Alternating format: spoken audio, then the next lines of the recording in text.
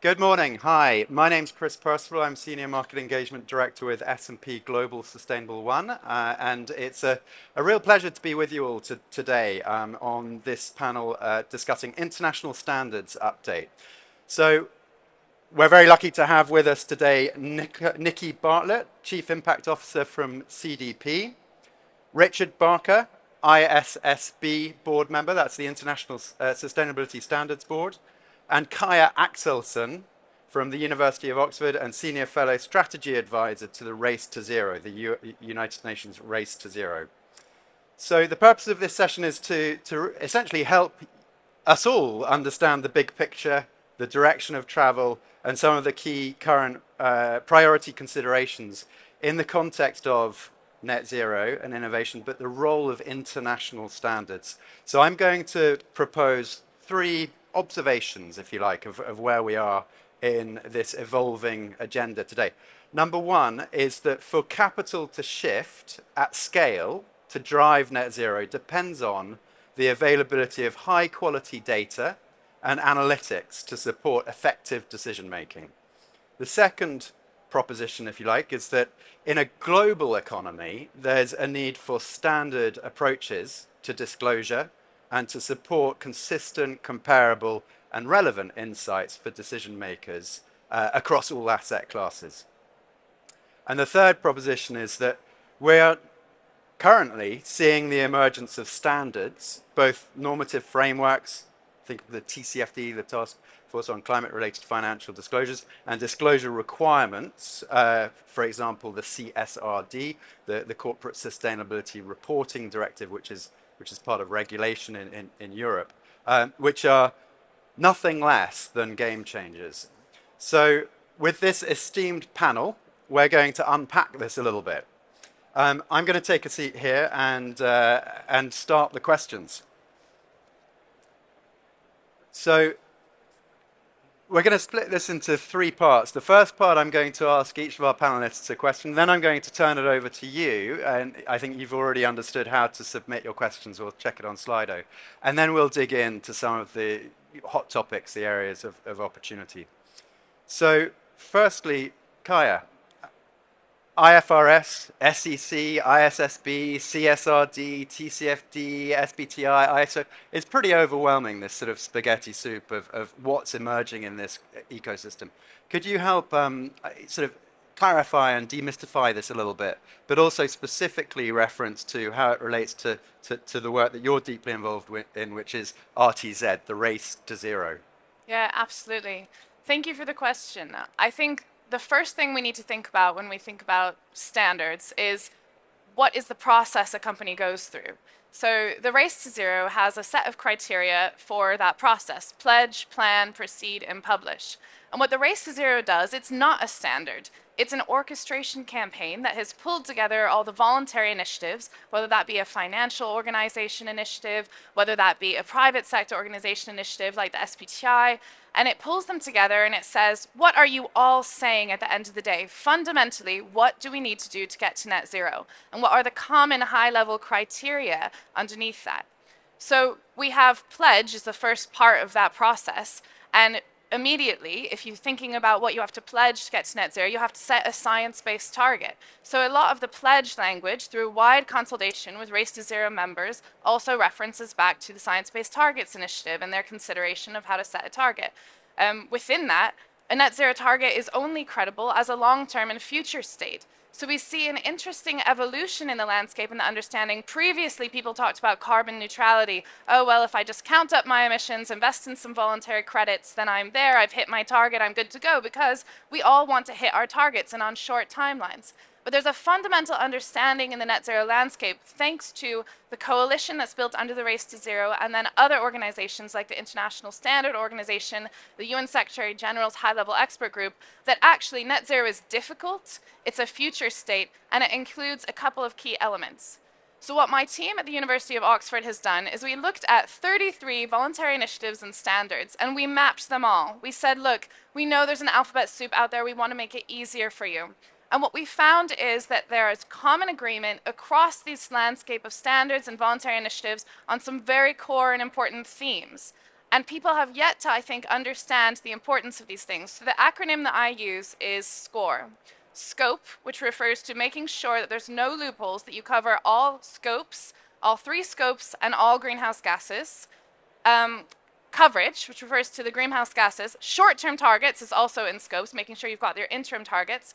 Offsetting, conditions on offsetting is very key to ensuring that net zero is not just a delay tactic. You're only going to use long-term removals, really permanent storage, because carbon, of course, lasts for millennia in the atmosphere, at that net zero target to counterbalance any emissions. And that should be only for a small residual portion of your total emissions. Reporting, which obviously is so important, and the ISSB has done an incredible job of aligning international standards for reporting, building off of the TCFD.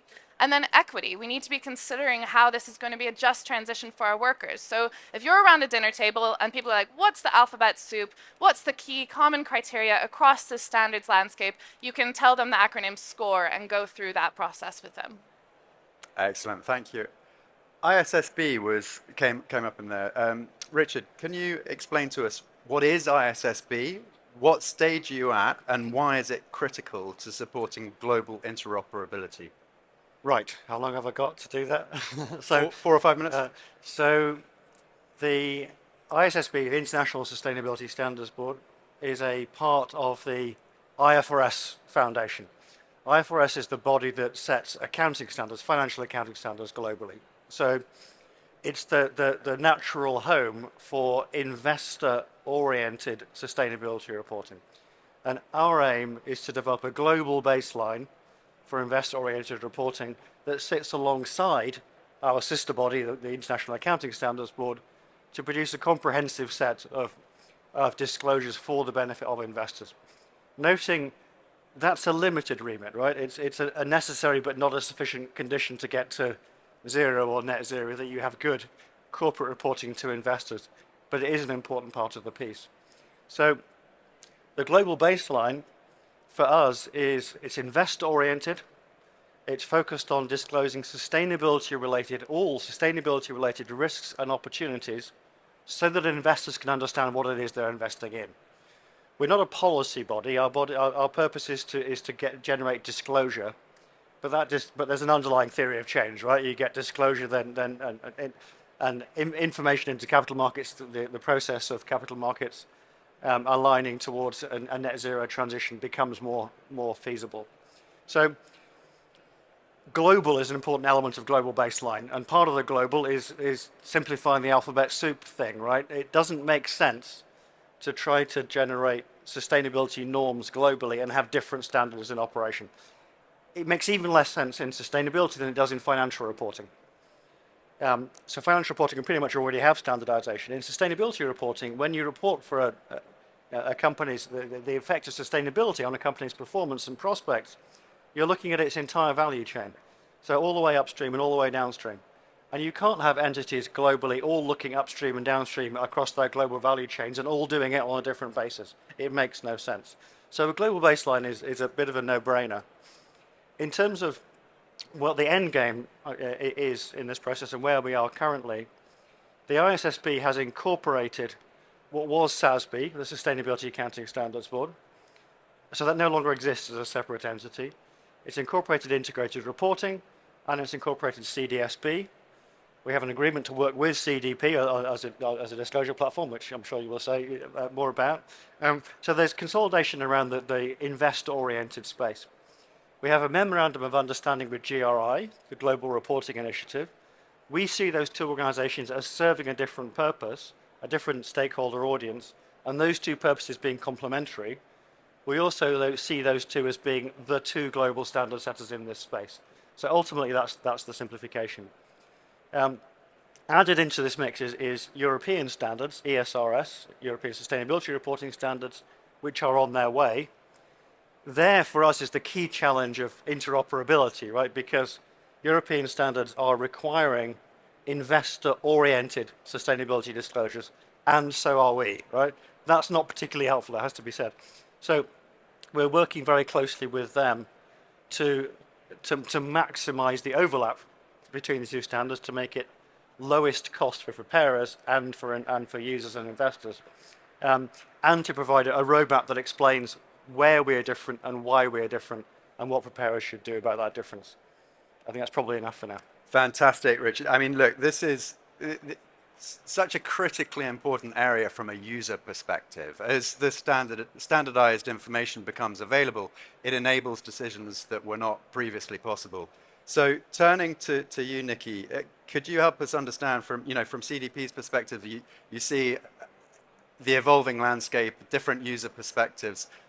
How do you see the use of data changing? So I think the first principle for CDP has always been, it's not like you get standard, then you get regulation. It's all very linear in most folks' heads, I think.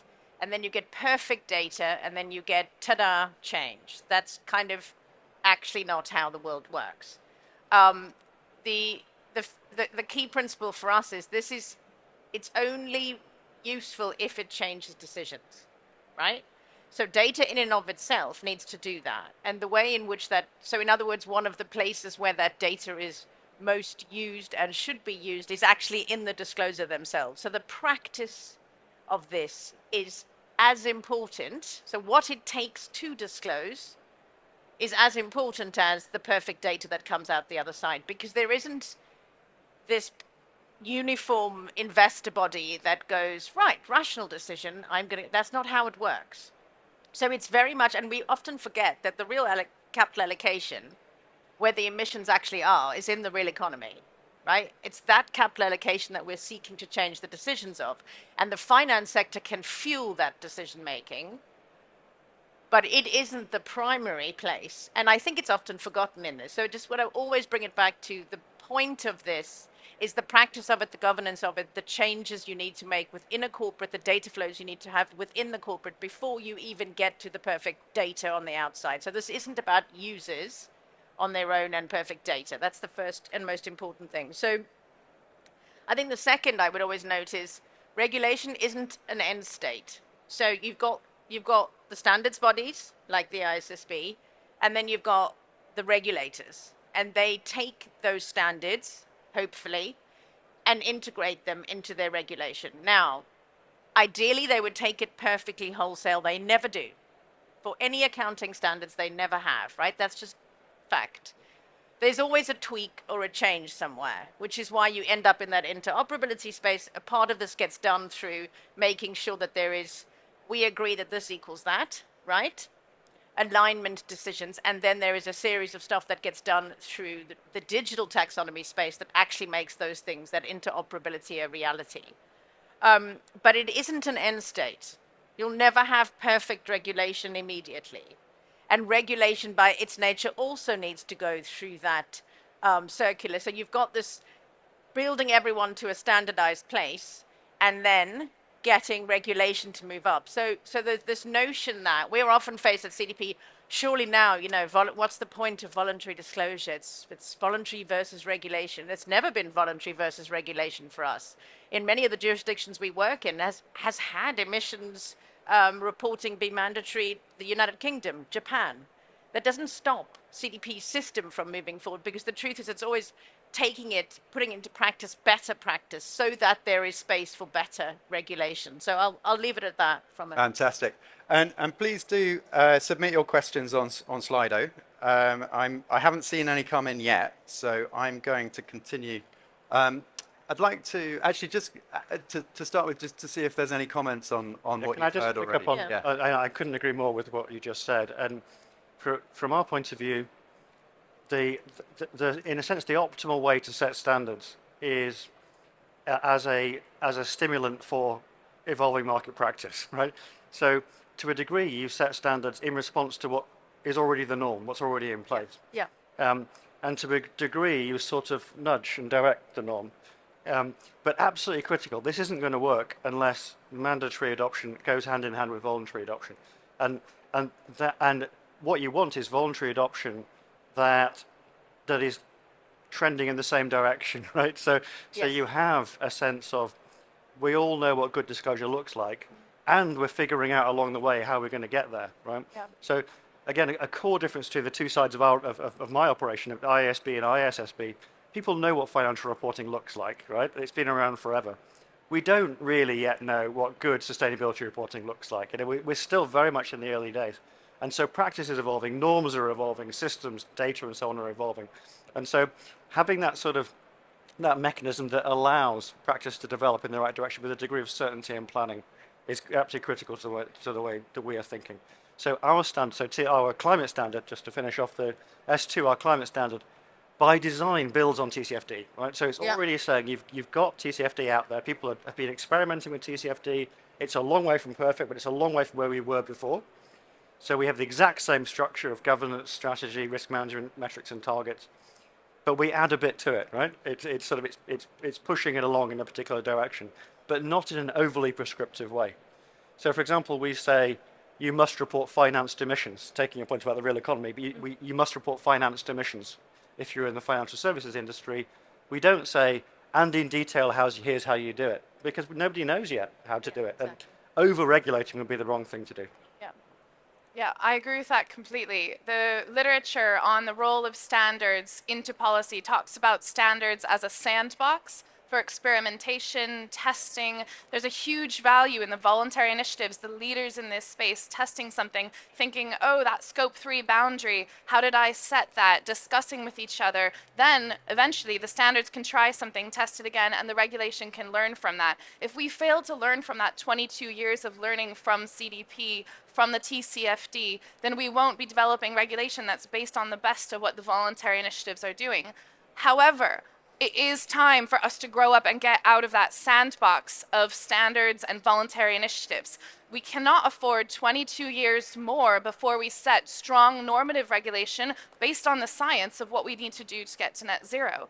It's time for us to consider the instruments at our disposal. That includes getting governments to pass procurement laws that say we're only going to buy from companies that are in line with the science on getting to net zero. Having transition plan task force like the UK has just developed. People don't know that the Transition Plan Task Force has developed a format that can be transferable to other nations around the world. It's time for us to spread out that jurisdictional policy work. We need to use regulation that holds trade to account. The WTO is becoming very interested and very amenable to this idea of border carbon adjustments. How do we make sure that's equitable and uses standardization to ensure that there's not leakage in the places where there's trade laws that are stricter and that leaks into, places where trade laws are less strict? Then we're just going to move the carbon around the world. So the role of standards can increase innovation, and standards can develop in terms of what we need to do for regulation, but we do not have time to sit on it. So if any of you have government at your ear or your disposal, talk to them about what the standards have learned and work with them on implementing the instruments that are at our disposal. Right now, we're only using a bread knife to eat a whole meal. Fascinating. Look, I mean, Can I I think just that pick up on that? Yep, On the issue of, just briefly, on the issue of time, couldn't agree more. And that's another reason why voluntary adoption is so important. So if you take the UK context, the ISSB standards will be published at the end of June. They're available for use next year. But the UK is going to start its process of adopting the standards. But it takes 18 months or something to go through that process. And the outcome will be you must use these standards in the UK, and that'll be for the following year. And then the actual reporting will take place after that, right? So we haven't got that kind of time. But if you know where we're going to be in 2025, you can start the reporting now, and many companies already are doing the reporting. So the voluntary urgency thing is really important. Look, I think that building on both your points, I think that the key questions are, really what are the critical intervention points that we can get moving on quickly?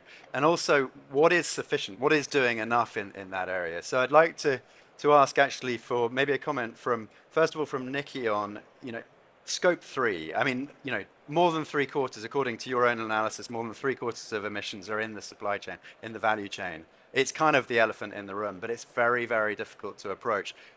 As the disclosures increase, to what extent can there be a kind of new way of thinking about interventions by, crowding in collective action from across value chains? Yeah, this is a key one. I think, the decision, and hopefully it stays there in the standard around Scope 3, has been a vital win for the space. Now, when Scope 3, we've been one of the most annoying folks on Scope 3 for so many years now, right? And I think the first thing, if you've ever been around accountants, and especially carbon accountants, you're dealing with a bunch of engineers, right? So when we started the process of Scope 3 in the world of geekery, it was rarely not to get the perfect number. It was to find out where the big areas are that you need to work on. Yeah, yeah. Of course, then a bunch of engineers with clipboards come in and then they want the perfect number. So I think it's always remembered to why we have Scope 3. That's the most important thing. And I think the second thing to say is that the standards, and I think the ISSB has really given it a boost in the last year. But the Greenhouse Gas Protocol now is upgrading the Scope 3 standard. We, many years ago, had decided we would take a step forward and start to standardize Scope 3 a bit more, because we found that, look, the things that you can track, you end up tracking well, but they might not be the things that matter. Like business travel, right? In a fossil fuel company.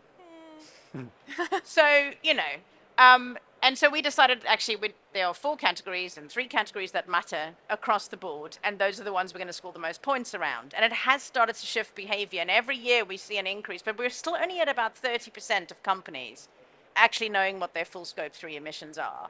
And if they do it, they don't do it in the categories that matter. But then it's like, how do you take action? And I think the supply chain work we've shown to be really powerful, right? So first of all, getting to know what's in your supply chain is key, right? So that's good old reporting, getting the data, getting companies on the journey. In fact, it's the biggest driver of disclosure in CDP system. Way more powerful even than the shareholder kind of authority in our space, because your client matters to you, weirdly.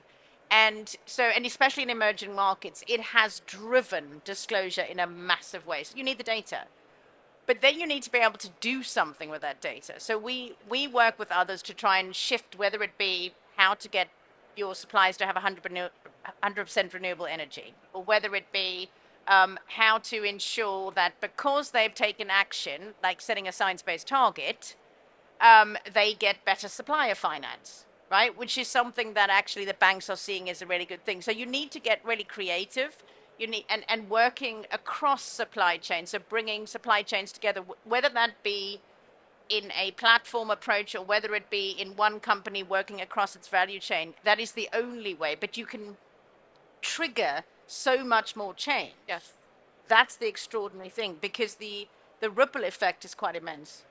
Fantastic. And Richard, turning to you on the, this question of sort of what is good enough to get the job done. Can you comment a little bit about the, this hot topic of single versus double materiality? Maybe you could just explain what the difference is and how that relates to both the standards you're developing, but also how you see the future of the regulatory environment.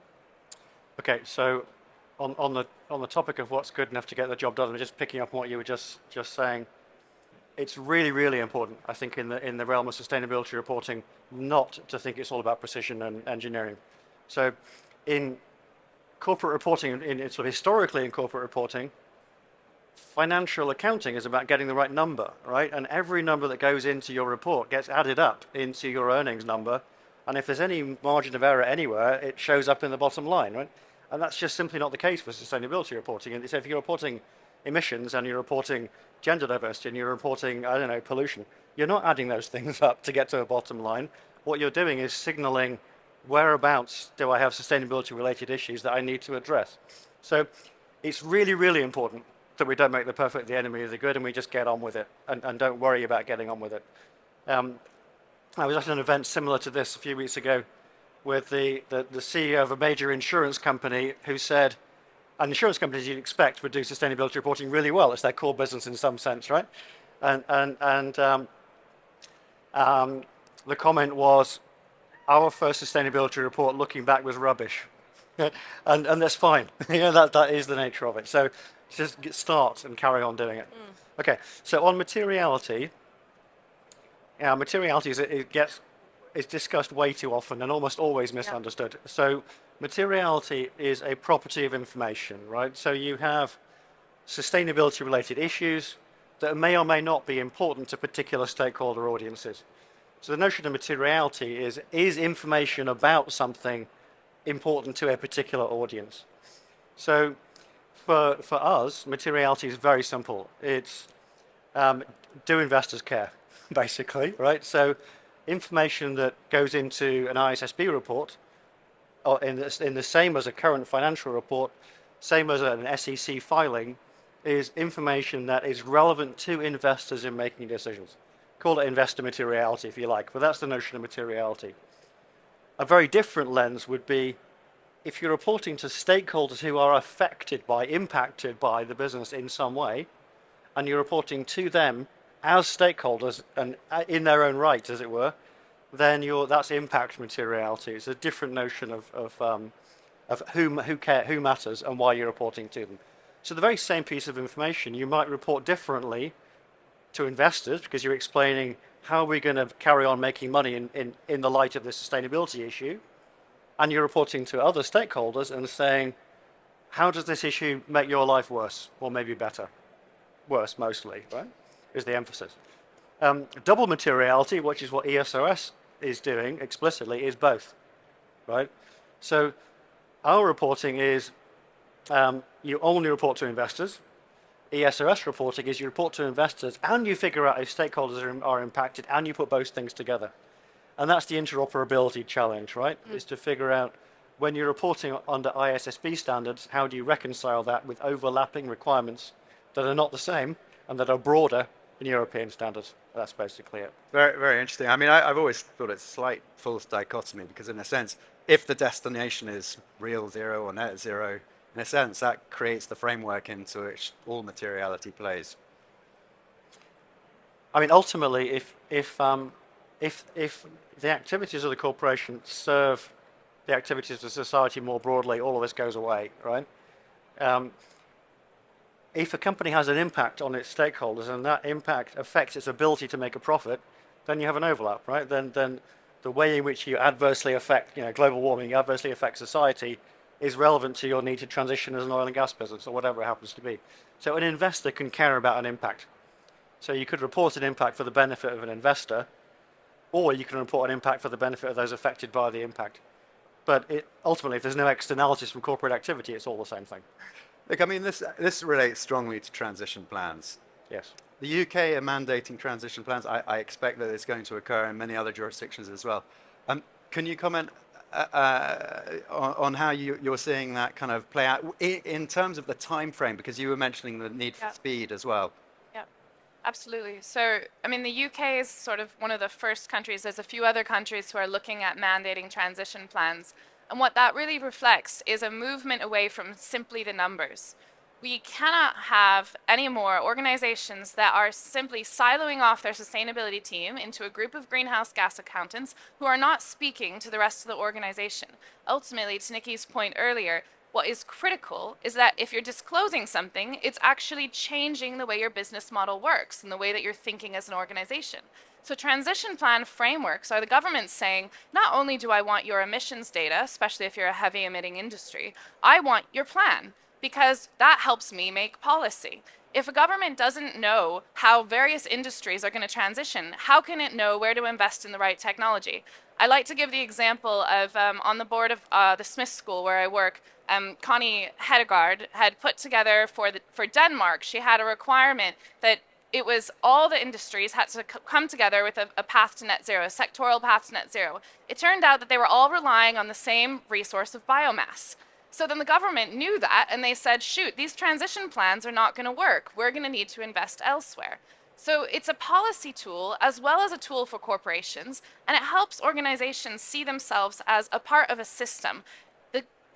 The typical kind of way of thinking about net zero is, what is net zero for my business? Have I figured out my inventory? Have I got my house in order? And that's great. We need to do that. But it's really a reframe to consider what can my business do for net zero? And that's what Scope 3 has been asking us to consider all along. What's my wider impact? What's my leverage point? Yes, great if your office uses renewable energy, but how much impact has your clients have? How much impact do your financial emissions have? How much impact is your enabled emissions?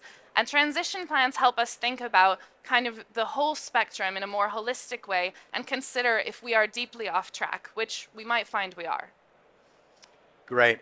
So You might have noticed I changed the order a little bit because we didn't have so many questions earlier on. I have 3 questions here. I'm going to read all 3 of them out.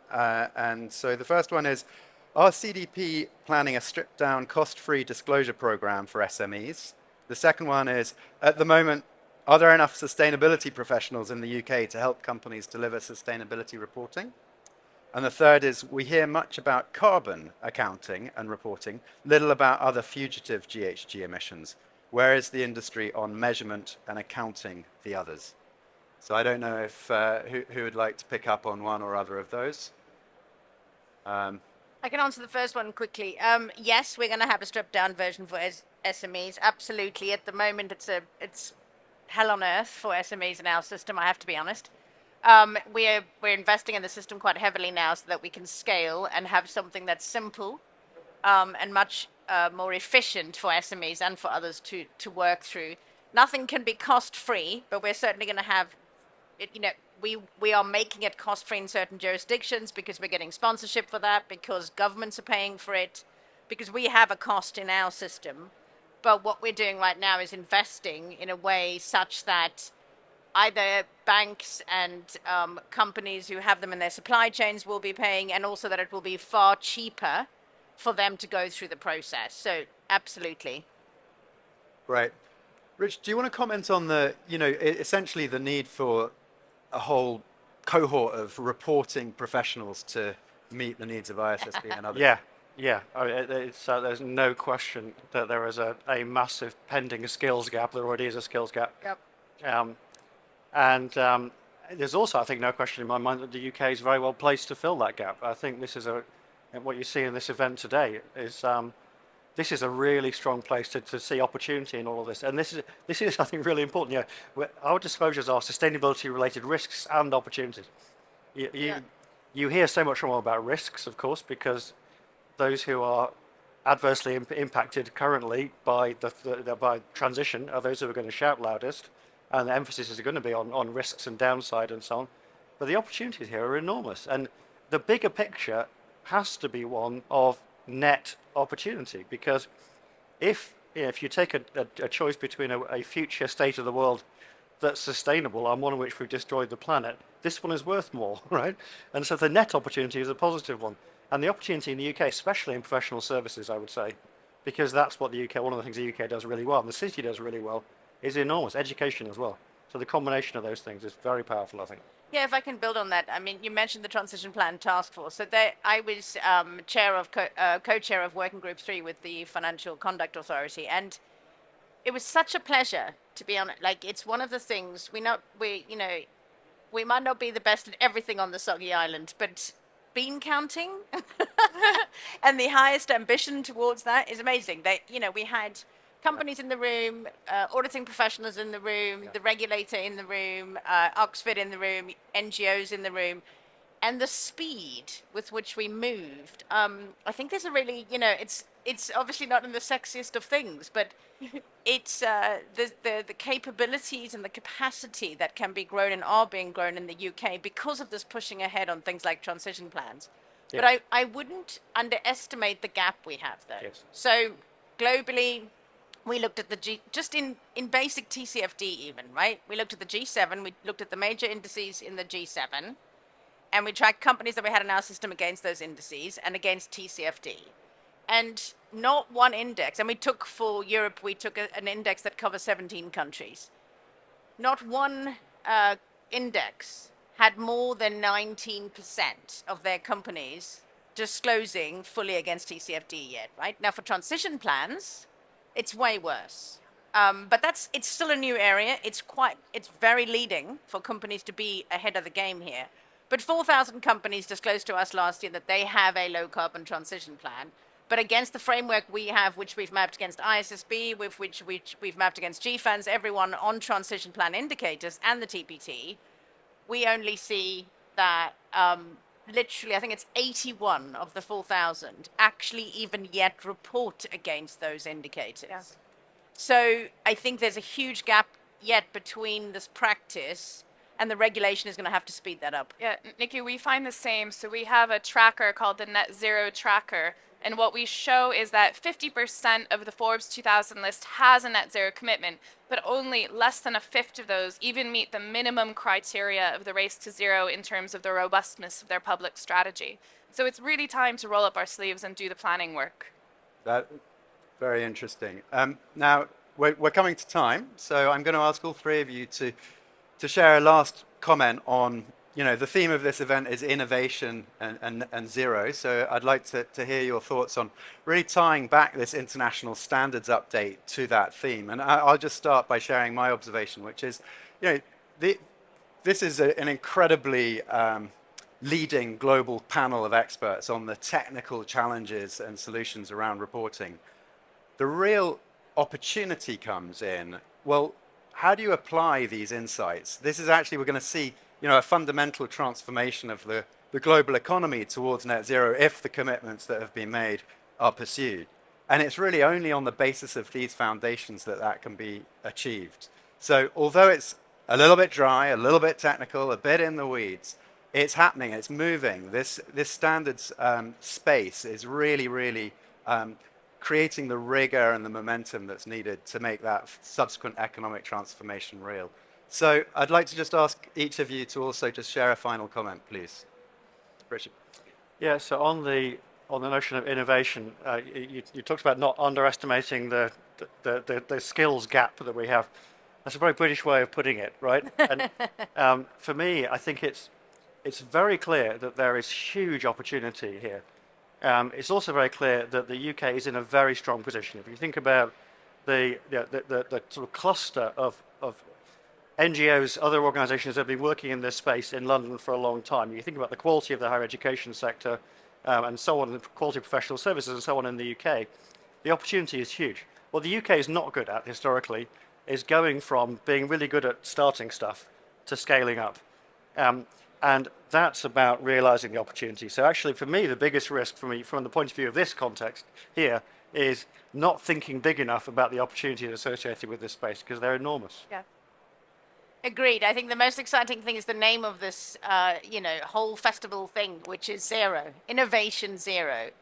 In other words, going for the true outcome we want, which is a zero emission economy, is going to trigger better innovation, in my view.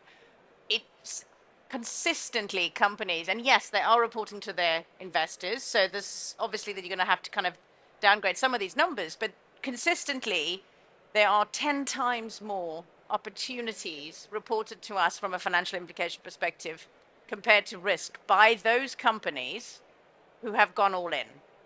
And that's the interesting thing. So I do think it's the boldness of the zero and the fact that as soon as that's done and committed to, because there really isn't another planet, right? So there is only value in that space. The other space doesn't have value to be had. Once you've done that, the innovation it unlocks is kind of consistently reported as higher than they thought it would be.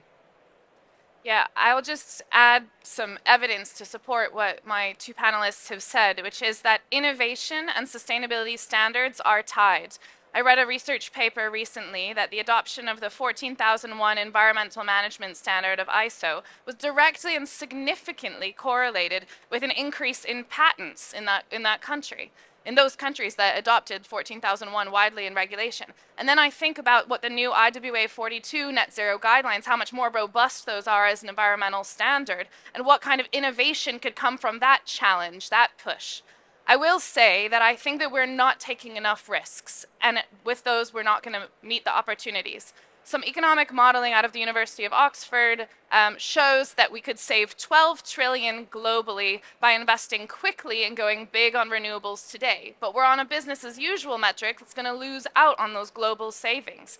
And I went from a direct action community. I'm an activist. I used to spend my time on the front lines of the protest movement, and now I write in red line. I'm a red pen activist. I spend my time editing standards. But I always think about, when I'm making a business kind of decision or a strategy decision or a standards decision, am I taking the level of risk that would be commensurate to the type of activists I know who are on the front lines who feel that they have nothing to lose because the climate crisis is coming and so are the opportunities. And we have to be on board with them.